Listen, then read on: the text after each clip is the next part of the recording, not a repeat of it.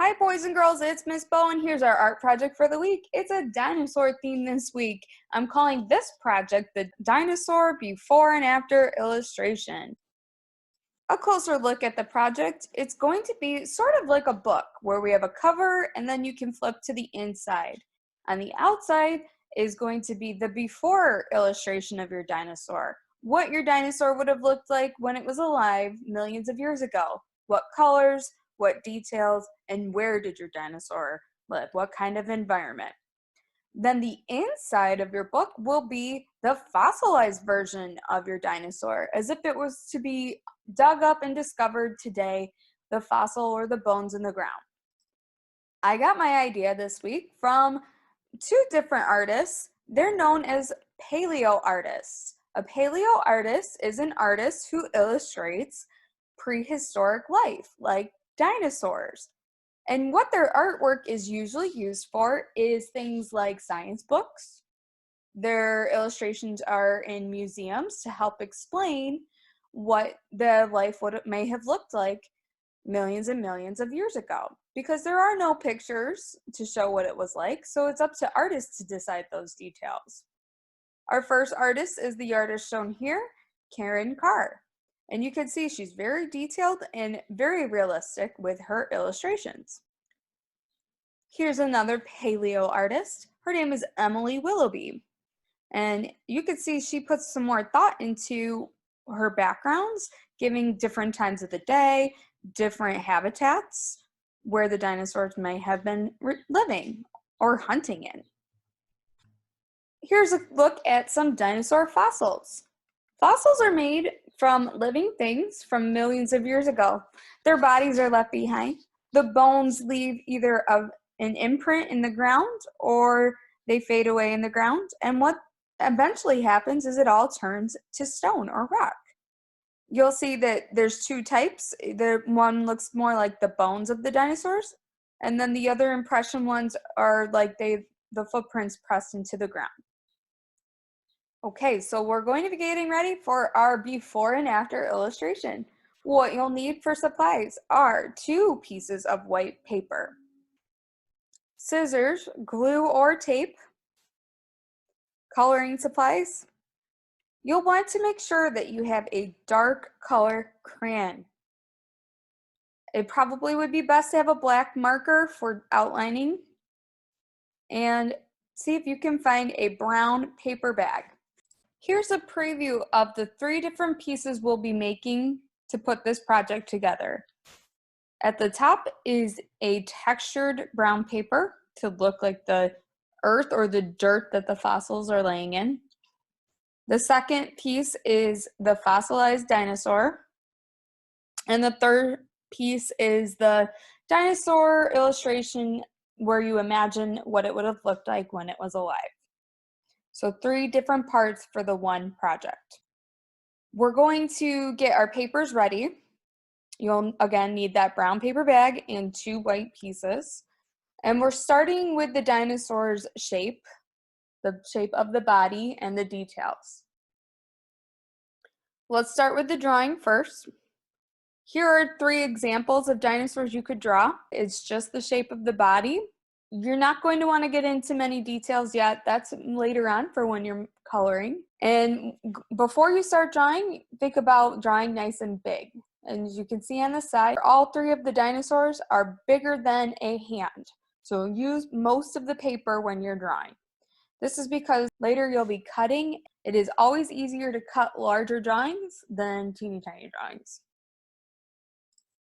Here are easy shapes that were put together to create a dinosaur. Oval heads, oval body, half circle body, triangle tails, pentagon or triangle details like the spikes on the back, trapezoid legs or rectangle legs, half circle feet. You do not have to do these dinosaurs exactly like me. You might have a different way to draw a special dinosaur you have in mind, but keep it easy, keep it simple, and make sure you draw big. Next, you'll have to make a copy of your dinosaur that you drew. So first you want to make sure that you have traced your drawing in black marker. That way it shows up better. I say the easiest way to trace something onto another paper is using a light source, like the window. The sun shines through the window, and a lot of the light from the outdoors makes your paper see-through. So I've taped my drawing to the window, and I taped my second paper on top. My blank paper is taped on top. I can see my drawing perfectly underneath my second paper. I trace the drawing that I see onto the second paper. That's one way to trace. Another way to trace is to use your first drawing like a stencil. You'll want to cut out the body of your dinosaur all in one piece. Then you lay that cut out dinosaur on top of your second piece of paper, your blank piece of paper. You hold the cut out dinosaur, hold it carefully in place, and trace around the edges. That's the other way to trace. Either way is fine. What we want is two dinosaurs that look exactly the same on two different pieces of paper. Okay, so a checkpoint of what our papers should look like. We should have a brown paper bag. We haven't done anything to yet. You should have two identical dinosaurs. One I would like you to have cut out. The other one is not cut out. It's just drawn onto the paper and left alone. Now we're going to cut your paper bag to be the same size as your white paper. So just lay your white paper on top of the brown paper bag, trace around the edges, and cut out the size of that paper. So it's like a brown piece of paper instead of a bag. Now we're going to create a texture onto the brown paper bag. And we are going to use the scrunch and crumple method to create wrinkles. So take your brown piece of paper that you got from your brown paper bag, scrunch it up in a ball. And you want to do this sort of gently, not too rough.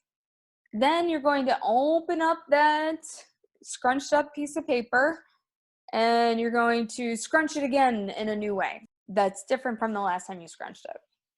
Then gently open it and smooth it, but not too smooth because you do want to see the wrinkles. Next is to use that dark color crayon and use it to make the wrinkles show up darker, like shadows. So your crayon has to be peeled, which means it does not have a wrapper on it. You want to hold it in the middle, hold it on its side, and you push and roll the crayon all over the brown paper bag. As you do this, the wrinkles will show up nice and dark. Okay, now using your cut out dinosaur, the copy that you cut out, you're going to make that one look like the dinosaur's fossils. So think about the bones of the dinosaur, how they might connect together, different body parts. A lot of the shapes should be nice and simple, like rectangle bones, or they should just be shapes that are smaller than the body part. Like the head should be, if it's an oval, it should be a smaller oval. Or if you look at the Stegosaurus's plates, it's a smaller pentagon. If you're struggling with what the bones should look like, here's some examples. You could pause here and take a look at them. Once the bones are drawn, it would be a good idea to take a dark marker, a black marker, and trace all the bones. And then we're going to make it look like the bones are laying in the ground. So we want to color a shadow around all of the bones. Here I used a black crayon and I colored around all the bones and colored the rest of the dinosaur, making sure to leave the bones white. Next, you're going to use your copy of your dinosaur and you're going to draw a detailed version of what your dinosaur might have looked like when it was alive. You're going to become a paleoartist. Paleoartists don't really know what color a T-Rex may have been or a Brachiosaurus may have been. We have no way to really know that. So artists sort of get to use their imagination when they come up with the details of the dinosaur's look. So you can use whichever colors you imagine your dinosaur could have been. And it would be a good idea to include the background for your dinosaur that shows where your dinosaur lived. What was the land like there? The more detail, the better. Now we're going to attach all our three pieces together. So first you're going to take your detailed cover of what your dinosaur looked like when it was alive. You're going to lay it on top of your brown paper bag and fold the edge just a little bit. Fold it over. On that folded edge, on the back, you want to put glue all down that fold. Press the edge sticky side down on top of the brown paper, lining up the edges and pressing. If you did it right, then your papers will open like a book. Keep your book open. On the inside is where you're going to put your fossilized dinosaur, the bone version. You're going to glue it somewhere in the center of your paper. What I tried to look closely for is where my cover dinosaur was showing through the paper, and I tried to put their heads in the same spot. It almost looks like they're looking at each other, and that helped me line it up evenly with the front of the book. And when you're done, you have a cover and you have an inside. And when you flip open, it looks like the dinosaur slowly turns into fossils. It's almost like a magic trick where you lift the cover slowly and the living dinosaur fades away to the fossils laying in the ground. Pretty cool effect. And you could try this with other types of dinosaurs if you really wanted to. I'd like to say thank you for listening and participating this week. And stay tuned for next week when I have a new project for you to try. Hope you had fun.